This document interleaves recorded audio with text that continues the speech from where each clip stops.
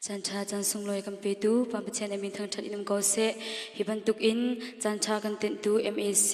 rentron tu sia ten chung zonga lom nak tam phi kan ngai I live kan zo tu zum tu ulna velte nu la pa velte nan chung zonga kan lo boi pani thachon em pe ko na se boi pa sum pa na ding cha a kan dot tu ko na ka dot cha te mi la thiang se lai tha jang la tin house se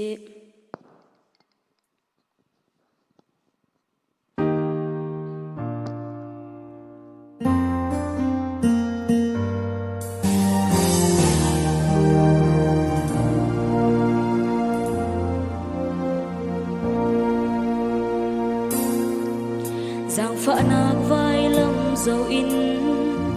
na tuar na kong kha karua lam tuan nak lệ tha đâm ra na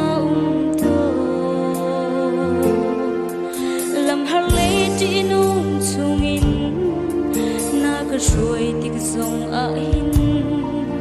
zum tak na si na kha ka mu ton cây cha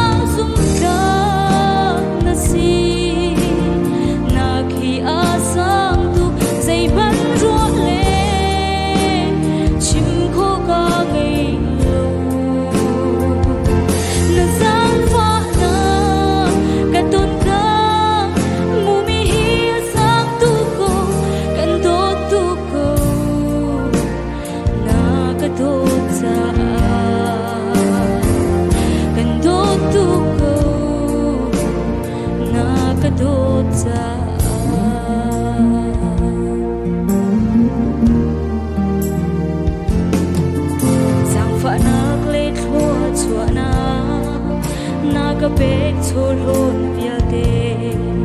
karel chok loe a sung loi shing shan na chat na kai cha lop na na vel ngai na kai cha din na a ho he me kan ta chun lai kai cha zum ka